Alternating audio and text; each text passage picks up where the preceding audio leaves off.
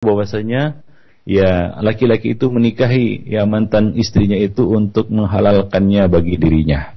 Nah demikian ya khanifuddin azani Allah wa iyyakum jami'an. Ya jadi para sahabat yang menganggap bahwa perbuatan ini adalah sederajat ataupun sama ya derajatnya ataupun sama kedudukannya dengan suatu perzinaan, dan zina itu adalah satu dosa besar ya demikian. Ya, dan pendapat yang serupa juga diriwayatkan dari Ibnu Abbas radhiyallahu anhuma, sa'alahu rajulun, ada seorang laki-laki yang bertanya kepadanya, faqal Ibnu ammi talaqa imra'atahu thalathan. Ada sepupuku, ya anak pamanku, dia mentalak istrinya dengan talak 3. Tsumma nadam, kemudian dia menyesal. Maka Ibnu Abbas radhiyallahu anhu mengatakan, Ibnu ammika asa rabbahu fa nadam. Ya sesungguhnya anak pamanmu itu telah mendurhakai Rabbnya, kemudian dia menyesal. Wa atas syaitan, kemudian dia mengikuti menaati syaitan, falam yaj'al lahu makhrajan, dan syaitan tidak memberikan baginya jalan keluar. Faqal, kemudian laki-laki itu berkata, kaifa tara fi rajulin yuhillaha lahu, bagaimana pendapatmu tentang seorang laki-laki yang melakukan itu, yang menikahi mantan istrinya itu untuk menghalalkannya baginya? Maka beliau mengatakan, Ibnu Abbas radhiyallahu anhu mengatakan, may yukhadi'ullah yakhda'uhu. Barang siapa yang melakukan tipu daya terhadap Allah, maka Allah Subhanahu wa taala akan membalas tipu dayanya. Allah Subhanahu wa taala akan membalas tipu dayanya. Nah demikian ikhwan fillah rahimani wa rahimakum jami'an. Dan hadis ini diriwayatkan oleh Abdul Razzaq dan juga Tahawi dengan sanad yang sahih, disebutkan juga oleh Syalbani di dalam Irwaul Ghalil. Demikian ikhwan fillah rahimani wa rahimakumullah jami'an. Ya, demikian juga para tabi'in ya juga berpandangan serupa bahwasanya ini adalah suatu perbuatan dosa besar yang diharamkan oleh Allah Subhanahu wa taala dan Rasulnya. Ibrahim An-Nakhai mengatakan, "Idza kana niyatu ahadi tsalatsah, az-zawjul awwal aw az-zawj al-akhir aw al-mar'ah at-tahlil fa nikahul akhir batilun wa la tahillu lil awwal." Ya, Ibrahim An-Nakhai mengatakan jika tujuan salah satu dari 3 pihak ini, yaitu suaminya yang pertama, suaminya yang terakhir, dan suami yang terakhir ya, dan wanita ya, si istri itu adalah nikah tahlil, ya adalah nikah tahlil, nikah cina buta. Ya jadi sana ada 3 pihak. Ya pihak pertama adalah mantan suaminya, yang kedua adalah suaminya yang bersama dia sekarang ini, kemudian yang ketiga adalah si wanita itu. Jadi ada 3 pihak di sini, wanita, ya kemudian 2 laki-laki, yang pertama mantan suaminya, yang kedua adalah suaminya yang terakhir. Jika ketiga pihak ini ada niat untuk melakukan nikah cina buta tadi, maka pernikahan itu batil.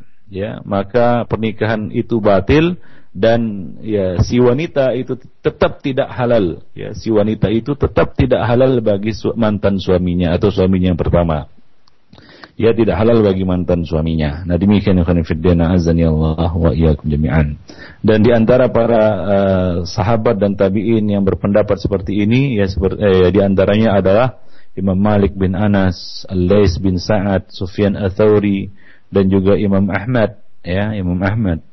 Wa qala Ismail bin Sa'id mengatakan, sa'altu al-Imam Ahmad anil rajul yatazawwajul mar'ah wa fi nafsiha ayyuhillaha li zawjiha al-awwal wa lam ta'lamil mar'ah bidzalika. Ismail bin Sa'id berkata, aku bertanya kepada Imam Ahmad tentang seorang laki-laki yang menikahi seorang wanita. Ya, di dalam hatinya dia berniat untuk menghalalkannya bagi suaminya yang pertama, yaitu mantan suaminya, sementara si wanita ini tidak mengetahuinya. Faqal, maka ya Imam Ahmad menjawab, huwa muhallilun, dia adalah pelaku nikah tahlil, pelaku nikah cina buta. Nah demikian. Wa idza arada bidzalikal ihlal fa huwa mal'un. Jika maksud dan tujuannya adalah ihlal untuk menghalalkannya bagi mantan suaminya tersebut, maka dia adalah orang yang terlaknat, orang yang kena laknat. Nah demikian ikhwan fillah azani Allah wa iyyakum jami'an. Demikian juga mazhab Asy-Syafi'i rahimahullah, dia mengatakan idza syarata tahlil fil aqd ya fabatal al-aqd. Jika dia mensyaratkan nikah tahlil di dalam akad tersebut, maka akad itu adalah batil. akad tersebut tidak sah. Nah demikian ikhwan fillah, wa huwa kanikahil mut'ah. Nah dia kedudukannya sama dengan nikah mut'ah. Demikian pendapat Imam Syafi'i rahimahullahu taala. Jadi dari penuturan dari para ulama tadi, ya jelaslah bahwasanya nikah Cina buta ini termasuk salah satu di antara perkara yang diharamkan oleh syariat. Ya, dan pelakunya mendapat laknat dari Allah dan Rasulnya. Rasulullah bahkan menyamakan pelakunya itu seperti ya binatang. Nah di dalam hal ini telah ditulis sebuah buku ya oleh Syekhul Islam Ibnu Taimiyah ya, khusus membahas masalah ini secara panjang lebar. Ya, beliau beri judul buku tersebut yaitu Bayanud Dalil ala Ibtalit Tahlil. Ya, Bayanud Dalil ala Ibtalit Tahlil. Yaitu buku khusus yang ditulis oleh Ibnu Taimiyah rahimahullah yang membahas secara panjang lebar tentang masalah ini. Ya, penjelasan tentang dalil-dalil yang mengharamkan nikah tahlil. Nah, di dalam kitab Rawdatun Nadiyah disebutkan ya, aku menyatakan, yaitu penulis kitab Ar-Rawdah mengatakan bahwa hadis tentang laknat kepada al-muhallil, pelaku nikah Cina buta, diriwayatkan dari sekelompok sahabat melalui beberapa jalur sanad, yang sebagiannya sahih dan sebagiannya hasan. Beliau mengatakan perlu diketahui bahwa ancaman berupa laknat itu diberikan atas perkara-perkara yang diharamkan di dalam syariat. Ya, diharamkan di dalam syariat yang suci ini. Bahkan laknat, alhamdulillah. Bahkan laknat hanya diberikan kepada perbuatan yang termasuk kategori dosa besar. Dan nikah tahlil diharamkan dalam agama Islam. Seandainya ya, nikah seperti ini dibolehkan, pastilah pelakunya yaitu muhallil dan orang yang meridhoinya dan meminta hal itu dilakukan yaitu muhallal lahu tidak akan dilaknat. Nah, dengan jatuhnya laknat ini menunjukkan bahwa pelakunya itu telah jatuh di dalam dosa besar. Lebih lanjut, sekiranya laknat atas pelaku tidak menunjukkan keharaman perbuatan tersebut, tentu tidak ada satupun lafal yang dijadikan sandaran pengharaman di dalam syariat Islam. Ya, seandainya ya laknat ini tidak menunjukkan pengharaman nikah tahlil, ya tentunya ya kita kata tidak ada ya satupun lafal yang dapat dijadikan sandaran dalam sebagai pengharaman di dalam syariat Islam. Jadi ini menunjukkan bahwa laknat itu jelas menunjukkan haramnya perbuatan tersebut. Ya, haramnya perbuatan tersebut dan pelakunya ya sebagaimana definisi dosa besar yang telah kita jelaskan, jatuh ke dalam suatu perbuatan dosa besar yang mengundang murka Allah Subhanahu wa taala. Nah, demikian. Baik. Dan Ibnu Qayyim juga mengatakan bahwa nikah tahlil ini tidak dibolehkan di dalam semua ajaran agama. Perbuatan semacam ini tidak pernah dilakukan oleh seorang pun dari para sahabat Nabi, dan tidak ada seorang pun dari mereka yang memfatwakan pembolehannya. Ya, di samping itu, cobalah tanyakan kepada orang-orang yang kurang memperhatikan keadaan manusia, berapa banyak wanita-wanita yang merdeka dan baik-baik yang berada dalam cengkeraman nafsu seorang muhalil. Lalu setelah ia menceraikannya, wanita itu pun menjadi simpanannya. Ya, nah demikian. Jadi ini adalah suatu kita katakan suatu kezaliman yang dilakukan oleh manusia, ya, oleh manusia. Maka ini tidak halal untuk dilakukan oleh ya seorang muslim. Nah, demikian ikhwan fillah azani Allah wa iyyakum jami'an. Baik. Nah, jadi Rasulullah sallallahu alaihi wasallam mengumpamakan pelakunya itu seperti kambing pejantan, ikhwan fillah dan para pendengar yang berbahagia. Baik. Nah, oleh karena itu, para ikhwan fillah ya dapat kita simpulkan bahwa ya bahwa nikah tahlil ini diharamkan secara keras. Nah, dan pelakunya jatuh dalam suatu perbuatan dosa besar seperti yang dikatakan oleh para ulama tadi. Adapun ya pendapat-pendapat yang membolehkannya, ya karena demikianlah di dalam masalah fikih ya, hampir semua perkara itu ada perbedaan pendapat di dalamnya, tapi tidak semua perbedaan pendapat itu muktabar. Nah, ini harus dijadikan sebagai ini harus digaris atasi. Ya, tidak semua perbedaan pendapat di kalangan fuqaha di dalam masalah-masalah furu' fiqhiyah itu muktabar. Nah, di sana ada perbedaan-perbedaan yang tidak muktabar dan tidak perlu diperhatikan. Ya, seperti perbedaan di dalam masalah ini. Ya, sebagian ulama yang membolehkan nikah tahlil, ya, yaitu ashabur ra'yi. Ya, ashabur ra'yi. Ya, mereka mengatakan, ya, ashabur ra'yi, ya, yaitu orang pengikut pendapat Hanafiyah ataupun orang-orang yang mengedepankan logika, ya, orang-orang yang mengedepankan logika, ya, mereka mengatakan, ya, ini adalah perbuatan baik untuk saudaranya sesama muslim, ya, dengan niat baik untuk merajut kembali hubungan suami istri yang terputus tersebut, anak-anak mereka dan keluarga mereka. Ya, ia termasuk orang yang berbuat baik dan tidak ada celah atas orang-orang yang berbuat baik, apalagi dijatuhi laknat atas mereka. Nah, ini pendapat ahlur ra'yi atau ashabur ra'yi. Mereka membolehkannya, bahkan mereka mengatakan itu adalah perbuatan baik, ya, niat baik untuk saudaranya sama muslim, ya, dan juga tidak berhak untuk dijatuhkan laknat atas mereka. Nah, pendapat seperti ini tidak perlu dihiraukan, ya, sebagaimana yang dikatakan oleh At-Tirmidzi dan yang lainnya, bahwa sebagian ahli ilmu mengatakan pendapat ashabur ra'yi dalam masalah ini harus dibuang jauh-jauh.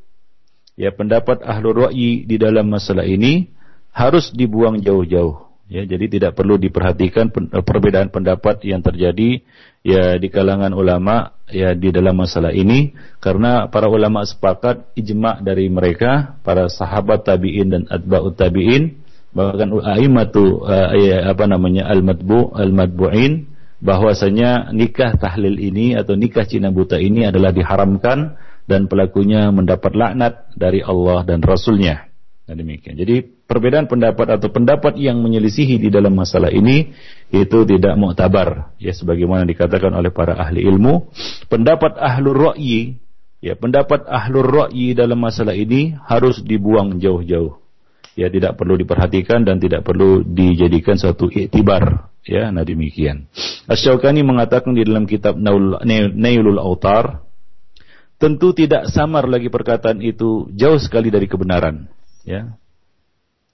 Beliau mengatakan, ya, tidak diragukan lagi, kata beliau, tidak samar lagi bahwa perkataan ataupun pendapat ahlur ra'yi itu jauh sekali dari kebenaran, bahkan termasuk jidal dengan kebatilan dan dusta.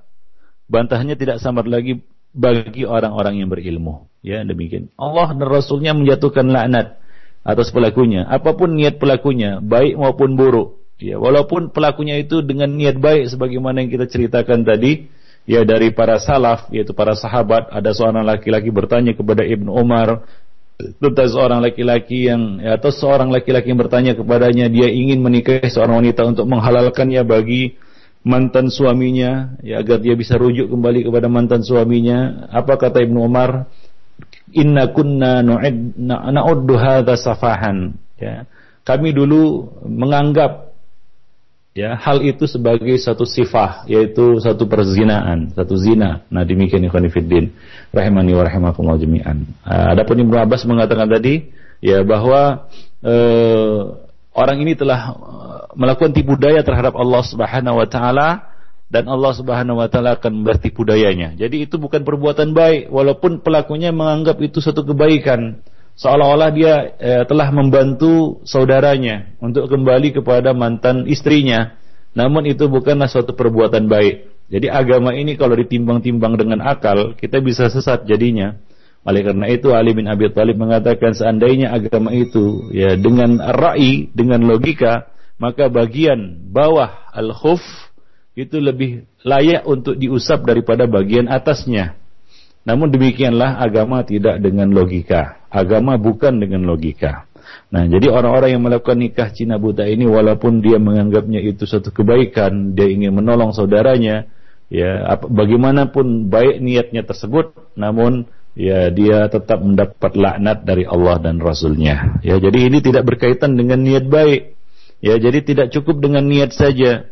Nah, di dalam Islam kita mengetahui bahwa setiap amal itu ada dua syarat yang harus menyertainya. Yang pertama adalah niat yang ikhlas, niat yang saleh dan ikhlas. Yang kedua adalah sesuai dan sejalan dengan syariat Muhammad sallallahu alaihi wasallam. Nah, orang ini mungkin niatnya baik, ya, akan tapi dia tidak mengikuti syariat Muhammad sallallahu alaihi wasallam, karena Rasulullah sallallahu alaihi wasallam telah mengharamkan perbuatan itu. Allah Subhanahu wa taala telah melaknat pelakunya, dan demikian juga Rasulullah sallallahu alaihi wasallam telah melaknat pelakunya. Nah demikian ya ikhwani fiddin, azani Allah wa iyyakum jami'an. Taib. Nah kemudian, ya jika seorang laki-laki ya menikahi wanita dengan tujuan menghalalkannya untuk mantan suaminya, ya kemudian dia sadar, dia taubat, ya setelah pernikahan itu dia taubat, wah dia sadar dia telah melakukan suatu hal atau perkara yang haram, dosa besar. Lalu dia bertaubat dan ia berubah pikiran untuk tetap mempertahankan wanita ini sebagai istrinya. Nggak jadi dia talak, nggak jadi dia ceraikan untuk mantan suaminya. Dia tetap mempertahankan, dia sudah taubat dari perbuatannya. Nah, maka tidaklah halal baginya hingga sebagian ulama mengatakan bahwa tidak halal baginya hingga ia memperbaharui akad nikahnya dengan wanita tersebut. Ya, ini pendapat sebagian ulama. Ya, masalahnya adalah setelah dia taubat ini, apakah dia harus memperbaharui ataupun mengulangi akad nikahnya dengan wanita tersebut? Nah, sebagian ulama mengatakan dia harus memperbaharui akad nikahnya dengan wanita tersebut. Ini pendapat sebagian ulama. Ya, mereka mengatakan tidak halal dia untuk tidak halal wanita itu baginya hingga ia memperbaharui akad nikahnya tersebut. Nah, adapun pendapat yang lainnya mengatakan, ya, ia boleh mempertahankannya sebagai istri tanpa harus memperbaharui akad nikahnya. Sebagaimana yang telah dinukil secara sahih dari Umar bin Al-Khattab radhiyallahu anhu bahwa ada seorang wanita menikahkan dirinya sendiri dengan seorang laki-laki untuk menghalalkannya dengan mantan suaminya. Maka Umar bin Khattab memerintahkan laki-laki itu agar tetap mempertahankan si wanita dan tidak mentalaknya, dan mengancam akan menghukumnya bila ia menalaknya. Nah demikian. Jadi itu berarti bahwa nikah mereka sah tanpa harus memperbaharui akad nikah. Nah demikian ikhwan fillah rahimani wa rahimakumullah jami'an. Jadi ya dia boleh terus mempertahankan si wanita tersebut tanpa harus memperbaharui akad. Nah ini pendapat ulama yang lain, dan yang rajih wallahu alam adalah pendapat yang kedua. Nah inilah pendapat yang lebih tepat ikhwan fillah. Wa'azani Allah wa iyyakum jami'an. Namun dia harus bertaubat kepada Allah Subhanahu wa taala, menyesali atas perbuatannya itu, ya, lalu dia tidak berazam untuk tidak mengulanginya di kemudian hari. Ya, dan dia ya melakukan amal soleh, yaitu dia mempertahankan ya wanita itu ya sebagai bukti dari taubatnya. Nah demikian ikhwan fillah, azani Allah wa iyyakum jami'an. Ya, itu adalah hak yang harus dilakukannya. Adapun akad, dia tidak perlu memperbaharui akadnya dengan wanita tersebut. Wallahu alam bissawab. Nah demikianlah ikhwan fillah, azani Allah wa iyyakum jami'an, ya. Dosa besar yang ke-35 yaitu ya muhallil dan muhallal lahu. Ya, pelaku nikah Cina buta dan orang yang minta untuk dilakukan nikah tersebut baginya. Nah, ikhwani fiddina azani Allah wa iyyakum jami'an, ini adalah suatu perbuatan ya dosa besar yang pelakunya diancam oleh Rasulullah sallallahu alaihi wasallam dengan laknat. Ya, dan ini menunjukkan bahwasanya itu adalah suatu perbuatan dosa besar yang harus kita jauhi, ya, apalagi sekarang ini ya masih banyak praktek-praktek seperti ini beredar di tengah-tengah masyarakat. Ya, mungkin sebahagian dari mereka tidak tahu bahwasanya nikah Cina buta ini adalah suatu yang diharamkan. Ya, bahkan pelakunya mendapat laknat dari Allah dan Rasulnya. Nah, hendaknya mereka ya mempelajari dan kembali menuntut ilmu, ya, dan mengkaji kembali masalah ini, bahwa syariat Islam telah mengharamkan perbuatan tersebut. Yang kedua, mereka melakukannya dengan takwil atau mengikuti pendapat yang keliru. Ya, pendapat ahlur ra'yi tadi, ya, pendapat sebahagian ulama. Nah demikian, ya, lalu mereka karena mengikuti hawa nafsu melakukannya, ya, melakukan nikah Cina buta ini. Bahkan ada orang yang memang dibayar untuk melakukannya, dibayar dia untuk melakukan nikah Cina buta ini. Nah ini adalah orang-orang yang ya yang disebutkan oleh Rasulullah SAW tadi, ya, telah mendapat laknat ya dari Allah dan Rasulnya. Dan juga ya para sahabat dahulu menganggap ini adalah suatu kita katakan perzinaan, ya, suatu perzinaan yang ya kita tercela dan keji. Nah demikian ikhwan fillah dan para pendengar yang berbahagia. Nah, sebagian orang ada yang melakukannya dengan bayaran, ikhwan fillah. Nah, ini jelas ya bahwasanya perbuatan ini adalah perbuatan yang haram dan pelakunya mendapatkan ya kemurkaan dari Allah ya dan Rasulnya. Nah, demikian ikhwan fillah. Ya, adalah